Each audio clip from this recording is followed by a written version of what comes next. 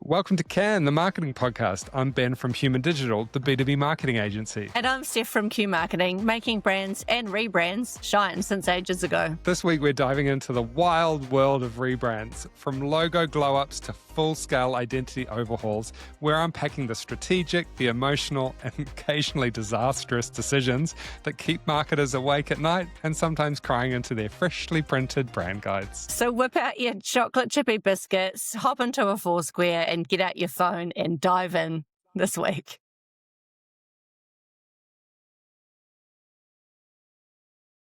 Happy Thursday, Ben. Happy Thursday, Steph. You're looking very pink and purple. I know, I'm really trying to sort of zhuzh myself up for Christmas, as we often say. I did get changed specifically for this episode, I'll have you know. I'm pleased you got changed. I got changed as well, but earlier this morning. So, probably a bit of a public service announcement before we get going, to say that last week we made a grand claims that today we would be having some guests on the podcast and we would be talking about our most recent internship through the Top Talent Program. For various reasons, we've decided to pivot a little bit, and today we are going to talk about something completely different. I won the coin toss today. What are we talking about? Yes, so this week we are talking about everything rebrand. We love a good rebrand, don't we, Steph? I particularly love a rebrand. So, so that's, it hasn't been a hard one, I don't think, to find things to talk about. But before we go into it, why don't you give us a rundown of how your week's been going? Yeah, it's really good in Sydney this week. So yesterday went to a talk by Ether, which is the AI presentation company, called Chaos to Clarity, and that was at the bright and early hour of 7:30, which wasn't so bad for me because I was coming from Auckland, so it was kind of like 9:30. But yeah, a lot of rough marketers in a room getting caffeinated before work. So had a really good panel. Brett Smart from Telstra was there, Karen Sterling-Levis from Lion was there, and the character that is Adam Ferrier from Tinkerbell was generally working up the room. So it was a lot of fun. He's a lot of fun. He's quite funny in real life, isn't he? Yes, yeah. He's very funny, very dry, and yeah, we had a wild ride. The unique strategy they used for that panel is they had 4 chairs up the front. 3 were taken from the panelists, and there was 1 chair that they basically pulled hapless souls up from the audience to come and either ask a question or answer a question. I don't know if that was planned or not, but yeah, it worked really well. It was always good. It's nice to see new formats being rolled out. I also think you've got a room full of marketers. I'm going to guess that maybe that wasn't so traumatic for many of the people in the room. They're probably like, yeah, pick me. Yeah, there were lots of extroverts there. So yeah, we had a lot of fun. Kudos to the team from Ether and that panel, but it was really fun. So the topic of the day was storytelling. So we were talking about storytelling, telling stories, and talking about the skill of storytelling and how it might be getting a little bit lost with marketers. How they were also saying, as much as we recently on the pod have been telling marketers that they need to get better with their data, at the same time, storytelling is such an important skill. Yeah, I agree. Storytelling is what we do, to win hearts and minds of customers and our audience. But the same thing goes when you're trying to secure budget or sell in a strategy or an idea for a campaign. Storytelling is just as important. So it was really good. That's and then cool. After that, last night I went to Justice, which is a French electronic band, which I had a great time at. Tame Impala did a DJ set to open for them, and played a whole lot of different songs, and then finished with Dracula before they went into the Justice set. But yeah, first time I've seen Justice live, and they did not disappoint. The stage show was unreal. Like essentially it's just 2 guys kind of like sitting on top of like keyboards mixing stuff, but the light show they were really good, and it's very much a musical month for me. So are both of us going to Rufus? I was going to say, over the weekend. How do you think Justice compared to Rufus? Because that wasn't a bad light show either. Very different. So Rufus, amazing outdoor. I much prefer an outdoor experience. I love the fresh air, and if it's not raining, it's a real plus. Rufus was amazing, like really good, but Justice is a lot heavier, a lot more dancey. It was in the Kudos Arena, which is out at Homebush. So yeah, they had this amazing light show with the lighting rigs that were moving up and down and side to side, and it was just it was unreal. Been super excited. Now, hang on. Last week we talked about renaming stadiums. That hasn't that stadium has not always been called Kudos Stadium either, has it? No. I mean that all of these things change their names very frequently, and the music month doesn't stop for me. So I've got Gaga in Melbourne this Saturday, and oh my God. I have watched the production from the Rio concert she did, which is where she started her tour, and yeah, talking about production. She uses a lot of props, a lot of costume.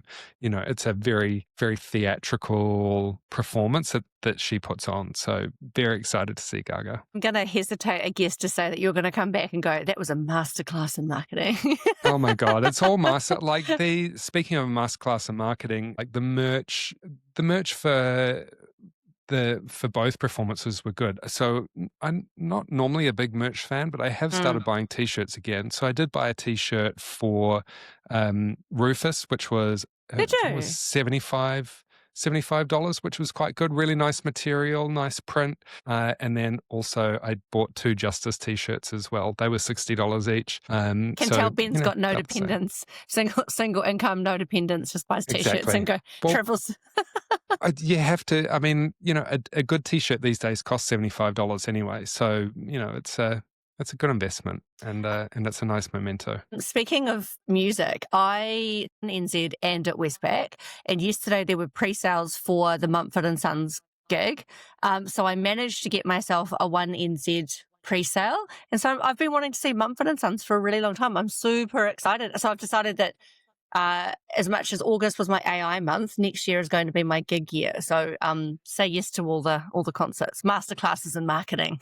Brilliant. Speaking of, have you done Splore before? Yes. Okay, you're going to do Splore this coming year? I haven't got tickets, so it's so expensive.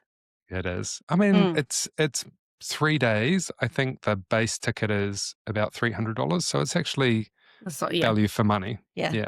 Okay, we'll pick up the Splore conversation offline. What have you been up to this week? Okay, so I have actually had a really cool week, a really tiring week, but a really great week. I got picked up from the Wellington airport in a hearse on Monday morning. And was this the same hearse as the Hotbox hearse, or is this another hearse?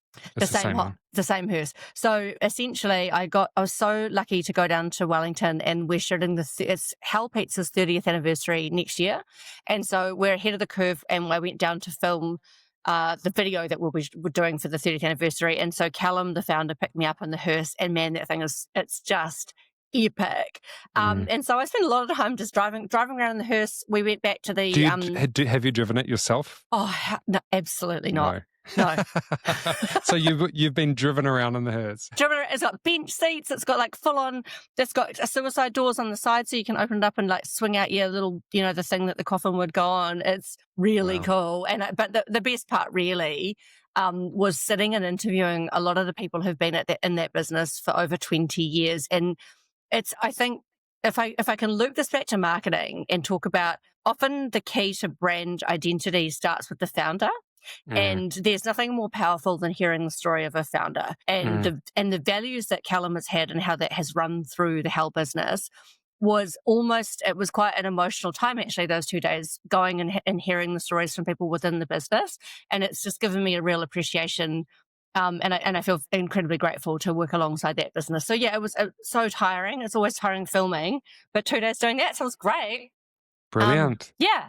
And then the rest of my week this week is I went to the Ideally Christmas party at Darling on Drake last night in the middle of a thunderstorm. Wow. And it was awesome. They did a wonderful job of recognizing the people who've been with them right from the beginning, really testing them and helping them grow their platform. And I just think the people who work at Ideally, lovely humans. Very lovely humans. In other news, I have been speaking to another podcast, not one that would compete with us, but I had the pleasure of meeting 2 other podcast founders So if anyone is into rugby league, I encourage everyone to listen to the Carlaw Park Diehards podcast. I had a lovely meeting at the Rugby League Museum last Friday to have a chat to Troy and Gordy about how successful their podcast is. So that's a watch this space, but it was kind of fun to immerse myself actually in something I know nothing about, which is rugby league. So there you go. That's brilliant. Right. So over to you for the news, please, Ben. AI has arrived in Sydney officially. So OpenAI is now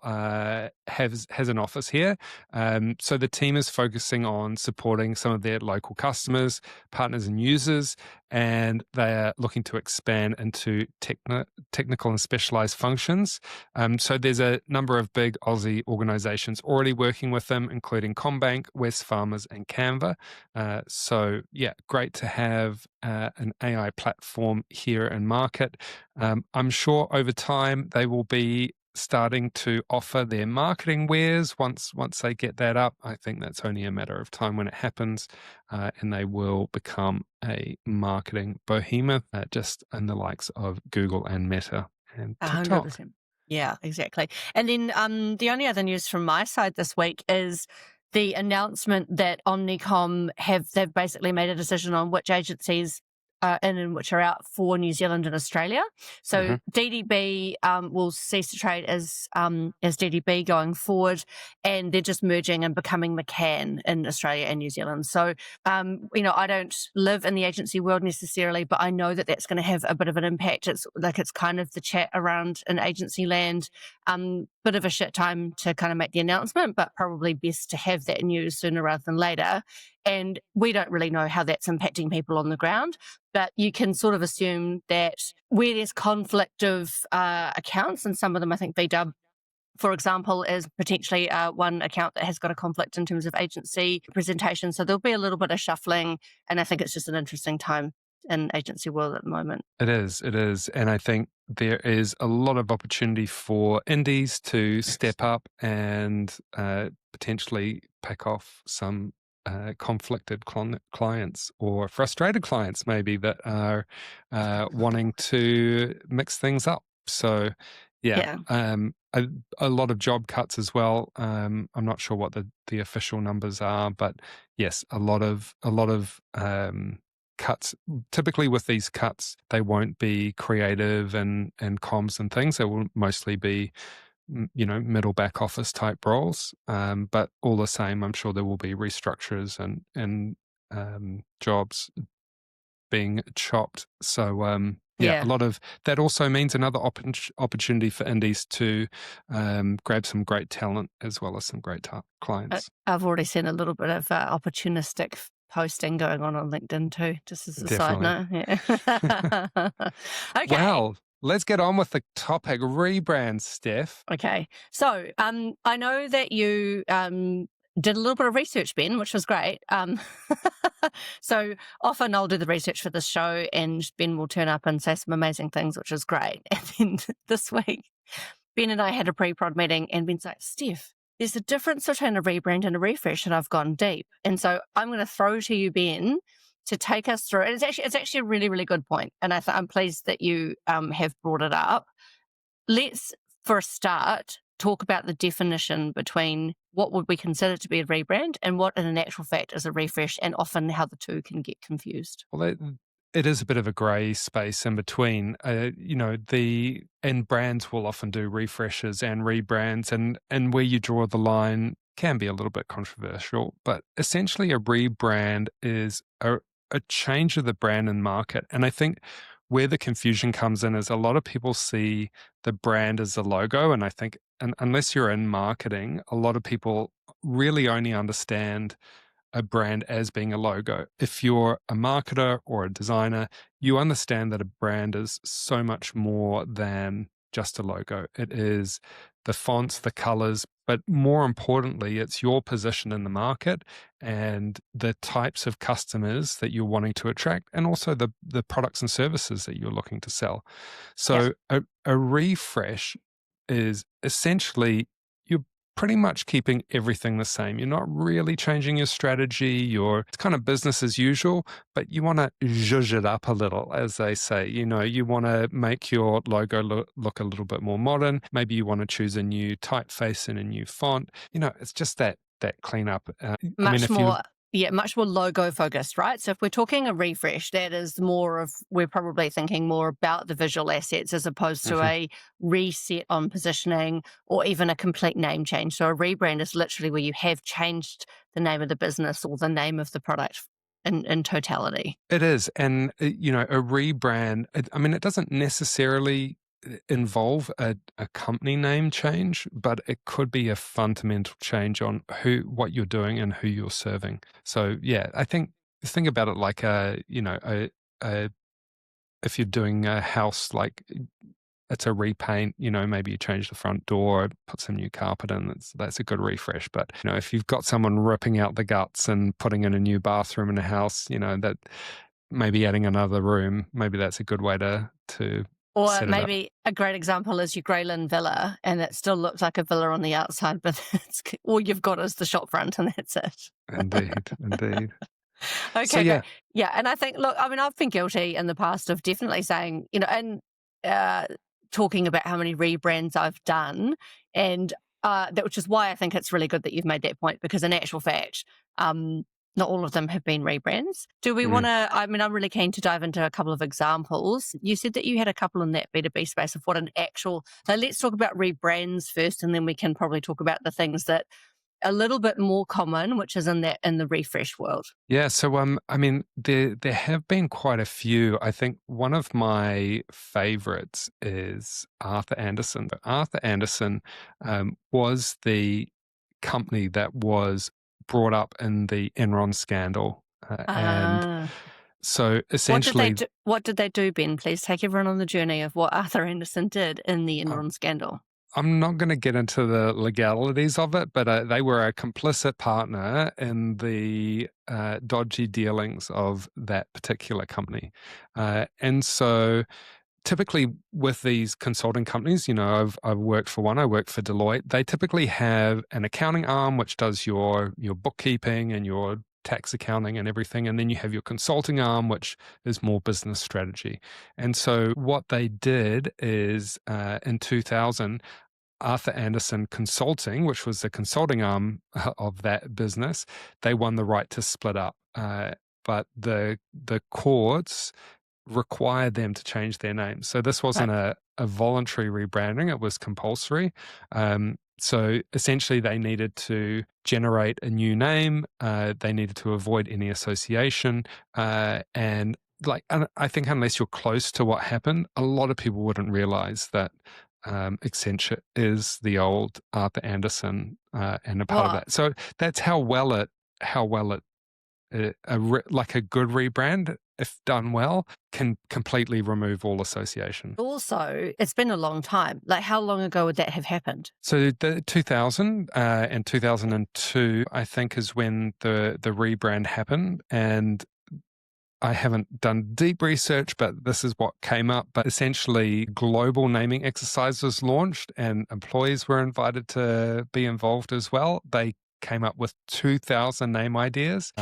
And the winner came from a Danish employee with Accenture, meaning accent on the future. And so why they chose it was forward-looking, it was positive and energetic. It didn't mean any negative thing in any major language. It works well in digital environments. It's easy to trademark, and it's not tied to a single service offering. It's also an A, so, it's front of the alphabet, similar to where Arthur was as well back in the day. Which makes sense. Yeah, I completely agree with that. So they launched globally in 1st of January 2001, had a really minimalist word mark, which was all the rage, think Google of that time. They had the iconic greater than symbol, which is that little sideways V, and a bold promise about the future and, leaving the past well and behind. So symbolic. And one of the things that we know about agencies is when they do a rebrand, there's usually about 3 pages behind the word mark in the story, and there's all of this. There's literally paragraphs of, and this is the deeper meaning, and this is why we've chosen it, which I get, I absolutely understand and I get, but at the end of the day, it also has to work for the average person who just sees it on the invoice or sees it on the side of the building or sees the ad. All of that backstory is just really for the CEOs to feel good about the decision and the marketing team, I think. So, interestingly, while we're talking about Accenture and Arthur Andersen, I don't know if you've seen it, but essentially late last year, December 2024, and this was the 23rd anniversary of Enron's 2001 collapse, mysterious billboards and print ads with a really slick website came up, did Enron saying, "Back, can we talk?" So I don't know if have you seen any of these? Absolutely not, no. So the campaign includes a new mission statement, provocative branding, mock product launch. They have what they call a home nuclear reactor called the Enron egg. Essentially, this is essentially humorous. So it's satire, and it's not a true business or rebrand or resurrection. It's a satire. The Enron egg reactor and the dramatic corporate messaging, the billboards, they're really just designed to create shock and curiosity and commentary. And they really tap into the memory of those big corporate scandals. So I think there is an important part where, as much as these rebrands try and hide and bury the past and move on, it's still important for us to understand that we need to be on the watch out for these behaviors because so many people lost so much money with the fraud, the bankruptcy. They destroyed people's pensions and savings. So yeah, it's good to be. It's great to see campaigns that aren't necessarily about the brand, but encouraging that conversation. I mean, satire is a great way, and I definitely recall doing case studies on the Enron collapse. It was just, perfect fodder for, corporate organisation structure and ethics, I think it might have been. So speaking of rebrands and bringing it a little bit closer to home, I happened to be working at Telecom when they rebranded to Spark. And that was such an interesting time. And there was if we think about what goes into rebranding such a large organization. And actually, funnily enough, telco seems to be an industry where this happens quite a lot because we've just gone through Vodafone moving to One NZ. Telstra had was it cleared? It was Telstra Clear, and then it moved to Vodafone. So there's been lots of changes that have happened in telco. So, and I don't know how true this is, but when I was working at Telecom, I think one of the reasons that the company needed to move forward and change the name from Telecom, I think there was no way that the business could position itself for the future. Telecom at the time had come from a state-owned entity. It was in the news probably every second week. They were the most hated telco company in the land. Vodafone was the absolute darling of, within the industry. And in order to progressively move forward, and Telecom was so much anchored in landlines. Broadband was a big deal when I was working there. So this was 2008. In order to move forward, they kind of had to embrace the future and be technology led. And Telecom was certainly not a brand that was going to allow them to do that.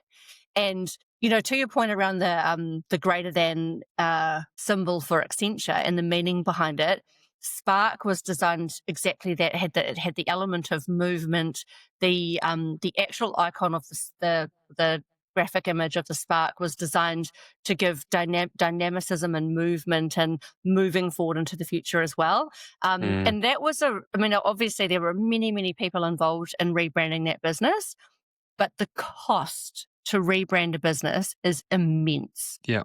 It's all of the physical and digital assets. And if you've got a company as big as a telco, that is buildings, it's cars, it's business cards, it's everything. The interesting thing is, so you're so right, and you've got to run it through all of your systems. I've also been involved personally running a project to rebrand a business. It is things that you've never thought of. It is your word templates right down to the styles in which if you're changing your fonts, in Microsoft Word, for example, it's like, what is your spacing? When you're doing a lot of legal documentation, what is your brand tone of voice? It is your email signatures. There's so much IT stuff that needs to be involved in a complete rebrand. Where else does your brand show up? It is, if you've got staff uniforms, it's throwing out all of the uniforms and repaying for those. Again, building signage, wayfinding signage is another thing that, if you happen to have things like manufacturing sites, hugely expensive to run that. Like the rebrand that I did, which was taking a company called Enviro Waste and Chem Waste into being called Enviro NZ. I think I'd had a spreadsheet that projected that cost out to be something like $6 to $7 million. Like it's outrageously expensive to do a rebrand. I mean, obviously, if you're a big business. And even doing a refresh is expensive. Recently, NZ Post embarked on a rebrand, and I don't know, let's call it a refresh. I don't think it's a full rebrand. They've kept the name. What they do is pretty much the same. But they have changed everything. They like I walked into my local NZ Post the other day, and they've gone from the traditional bank counters where everyone is kind of behind a screen and they have like plastic and glass, and then all of a sudden the whole thing is ripped out and they just have these like little consulting pods. And it's like, previously NZ Post, there used to be a kind of banking facilities and things. So, they've really stripped it back. It's very minimal. It's very modern. And it really represents a new way of working for the staff as well, because the staff used to be, behind the screen and all of that. And now they're, mixing in. I'm really fascinated by this because actually when I was working at Enviro and doing the rebrand, NZ Post had just come out. And so we went, so much science went into that. So we went and met the people who'd done the wraps for the vans. And there was so many iterations to get that color of blue correct and reflective because it was a darker color. And then the way that they did the logo mark, it's to represent movement, again, representing movement in the brand. So there is a lot of thinking that goes in behind design elements, word marks, typography, etc. Like for anyone, I mean, we probably don't get anyone who's not in marketing listening to this, but it's not just a case of, slapping a logo on it. Yeah. It's really not. And I think, New Zealand Post is, again, a business that's been really challenged by the environment that they're in. That's the other thing that they did is they combined, or I think one of the reasons for doing it is they were combining Courier Post with NZ Post. Right. And so they wrapped all the courier services now into NZ Post, because the way forward for New Zealand Post is obviously via online courier packages. Services, not letterboxes. No one's sending letters anymore. Do you even have a letterbox, Ben? I do have a letterbox. I do. And what do I get in that letterbox? I get magazines and not much else. Yeah. You probably don't even get junk mail because you're in an apartment building. Yes. No, we have many doors before you get to my letterbox. Do you get junk mail still? Have we not talked about this? Junk mail. I go and steal other people's junk mail. We've talked about this. I love junk mail. It is the way to cut through today when everyone is not checking their emails and not looking at social media. Getting back to physical ads is where it's at. Anyway, we're on rebrands. So another thing, just to kind of talk really, one of the points I really want to land on this, when you change the name of a company, when you completely change the name of your business, there is going to be a drop likely in your sales and your recognition. There's no way around. It depends on your strategy. I think. I think there will be. There has to be. But I think there is a way to plan it that you're able to retain the parts of your audience that you want to retain, potentially lose the parts that you want to lose. But yes, there is a change. It doesn't mean that has to be a big drop, though, if it's done well. But I think, I look back and I think about people have seemingly really struggled. And there was this massive backlash when Vodafone changed to One NZ, which I think is less than 2 years ago. But and I made a point of reading all of the media comments and stuff when it came out. So that wasn't just outraged. The strategy, though, wasn't simply a rebrand for rebrand's sake. They actually separated from the parent They had company. to. They were forced to, right? From illegal. They couldn't use the name Vodafone in the market anymore. Yeah, because they had separated from the Vodafone global brand. But how how many people do you speak to that still call it? I mean, and this will happen for years and years and years, who still call it Vodafone. Yeah, and it will still happen. But I think if anything, as long as you don't piss them off too much, it's a good thing. You can still, provide hopefully the great products and services that those customers loved, and they want to stay with you because essentially you're still that company. One of the things that I think maybe is not such a commonly understood part of a rebrand is when you are changing your company's name, or when you are significantly maybe changing the positioning of a business. The way to do it is to start inside out, and companies that just go, surprise, everyone's turned up and all the signs have been changed on the door. It's a terrible way to do a rebrand. Does anyone do that? I don't know. Oh my God, that would be awful. It's like turning up to the office and it's like, oh, do we work here? You no longer have a job. No, and actually, funnily that we started this conversation talking about the McCann DDB thing. This is exactly what's going to happen in that world. But you start with your internal staff, because actually, if you can take your staff and your team and your internal stakeholders on the journey, on the why, they will take the customers. They will take. That's exactly right. They become your advocates, and they're the people that need to be able to articulate why you now are turning up to. And you want buy-in. You want them to feel good about the fact that they've opened up their email and now all of a sudden it's been at a complete different. I think in many ways, not just for a rebrand, but your internal team can be one of your biggest marketing assets, especially in terms of they set the experience that everyone that interacts with your company has. But on top of that, they can be great spokespeople for your brand as well. So, influencers, internal influencers, can be super, super powerful for brands. Yeah, agreed. One of the things around how do you even start a rebrand or a refresh, where would you start? If someone that you're working with came to you and said, look, we're thinking about a rebrand or refresh, what would you recommend? Well, Steph, there's two ways to think about it. So firstly, I always start with the customer, but actually before the customer, you really need to start with your strategy. And the strategy is what you're wanting to achieve in the world. What is your vision, your mission, how have those changed? And a lot of the question is, do you really need to do a rebrand? I feel like sometimes a rebrand can be that bright, shiny thing that either a CMO or a CEO gets hooked into. It doesn't solve all of your problems. It's a very expensive exercise, and you want to do it for the right reasons, and those right reasons are that full market change. You're significantly changing your business. I'm a big proponent for refreshes. I think a refresh, every 5 to 10 years is good, just to stay current in terms of having a modern looking brand, in terms of the cultural trends. You don't want to be too trendy. You want to be modern. Big proponent of a refresh, a rebrand. It's big, and there needs to be big reasons to change it.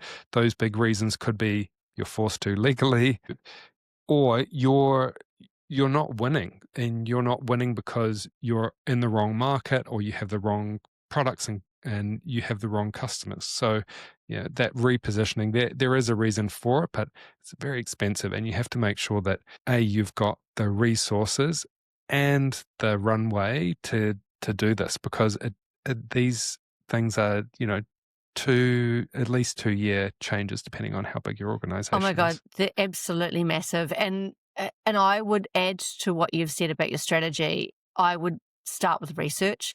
So if your business is facing a problem, and or a forced problem, which is legal issues, mergers and acquisitions or whatever, it's so important to do some research through all stages of a rebrand, actually. So what is the problem that we're trying to solve? So how do people perceive us now? So how is our company perceived in market, and where do we think the areas of opportunity might be sitting, and where do we think the headwinds are?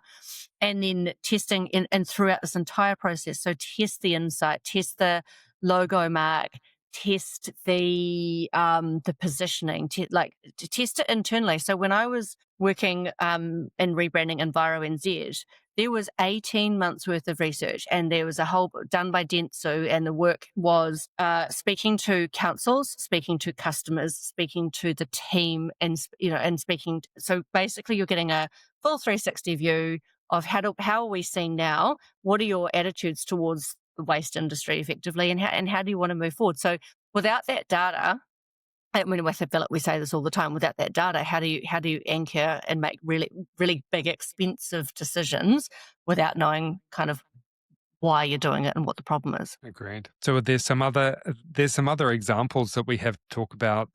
So we've got the Australian Red Cross to Australian Red Cross Lifeblood. I feel like I know nothing about that. Should we talk about a brand refresh, because we can really get into some consumer fun here. Yes, let's talk about refreshes. Okay, shall we? Would you like to start with a controversial one, which is the Griffins, or do you want to go for our fave, which is Foursquare? Let's go for Foursquare. So my question is Foursquare a refresh or a rebrand? I'm going to call it a refresh. Yeah, I would agree. We could do a quiz on this. This is great. I think it is. I think it is a refresh, and this is a great example of because I think one that hasn't been done well this year was Cracker Barrel, which caused a big stir. So let's do a Foursquare versus Cracker Barrel. So what did Foursquare do right? They stayed true to heritage, and I think that's really important. The Foursquare brand is very much part of the Kiwi growing up story. So if you had a batch or a holiday home, you often had a Foursquare around the corner. You know, that iconic Foursquare man on the logo, and the primary colors that are in that logo. And all they did is refine it. They brought out and modernized but kept the traditional elements there. So it's still recognizable. They didn't change the name. And I think that's a great example. They also did store refreshes. So turning a bit of a, because these are franchises, it is a bit more difficult to roll out a rebrand or a brand refresh. But modernizing stores, and they've put in Britomart a flagship, which is exceptional. Really well done. So many elements. It is the sum of parts that have made it so good. Couple like the use of font. So they have got a really distinctive font, and I would almost hazard a guess to say that font wasn't used as prolifically pre-refresh as it is now.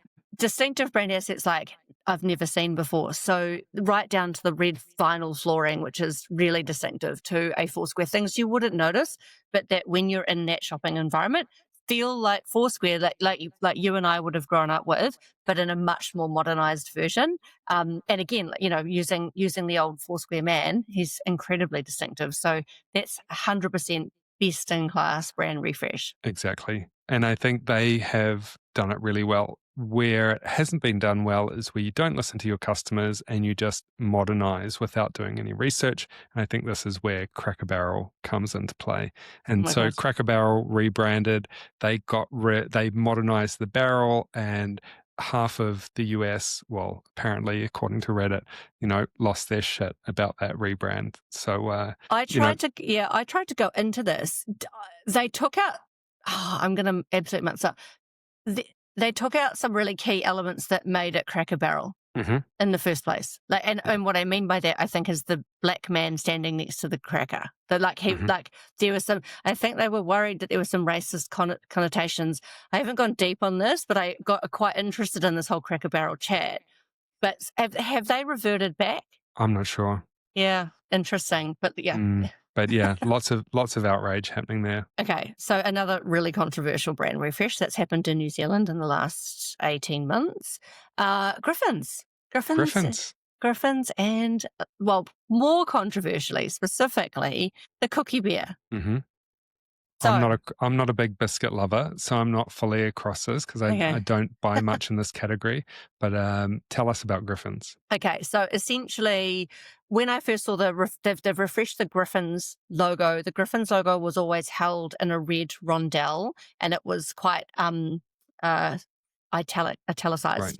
And Kind of it like is, the Campbell soup can, kind of like our logo. yeah, exactly. So I'm no font expert, so bear with me. What they've done is they've modernized the Griffins font, taken out the red rondelle, which I would have said would have been a distinctive asset. They've upweighted the Griffins logo, downweighted other assets, and then what they've done, and it works from a blocking visual perspective once you run this through the entire range. So we're thinking ginger nuts and crispies and all the rest of it. The pack format's unified, but it's what I would say they've lost distinctive brand assets. And more controversially, what they did is they took away old mate Hudson the Cookie Bear off the chocolate chippy biscuits. And that, I mean, I'm outraged by it. Hudson was synonymous with it. So now you've just literally got a Griffin's logo and a chocolate chippy biscuit. So what? There's nothing They've distinctive stripped it about that. all. They've stripped it all away. Similar to Yeah. Cracker Barrel, they threw the baby out with the bathwater. Yeah, and I hesitated from commenting on it because, you know, I know that people are trying to do good work, but I don't think it's as distinctive. I think the other risk for me, this is my personal opinion, you could just take out the Griffins logo and put a home brand logo in there now, and that's the problem. Is where is the bit that makes you special? Where is the brand? Where is the brand? Yeah. It's been obliterated. Yeah, exactly. So that's a pretty, I mean, I feel like we've done a great job there of kind of going through full rebrands and refreshes. Anything else that you've been sitting on, Ben, that you really want to get out around? We could keep going. We But could Ben, go on. I think one of my favorite things at the moment is stadium rebranding. So obviously the ICC here in Sydney is now TikTok Stadium, I think it is, or whatever they've called it. But yeah, you've got the Spark Arena. We've been talking about Spark. Yeah. So yeah, putting names on buildings, whether that be typically an entertainment center or a conference center, but you've also got, you know, sports, music, and buildings themselves, you know, putting your if you've got a big company, putting your brand at the top. don't forget to maybe change the name on your Google My Business on your locations mapping. So that's probably key if you're going to change the name of your stadium. Indeed. Good. So what are we talking about next week, Steph? Well, what are we talking about next week? It's going to be a mystery surprise. So next week, I know everyone is on the edge of their seats, but yeah, we will have a very compelling topic. We are heading into Christmas season at the moment, so there is plenty happening. And Can't you tell? we do have Eugene, who's queued up as well for our pod. Yeah, we're looking at a few Christmas episodes, so stand by. We will in fact be back next week. Brilliant. Well, have a great weekend, Steph. You too, Ben. Enjoy. See ya.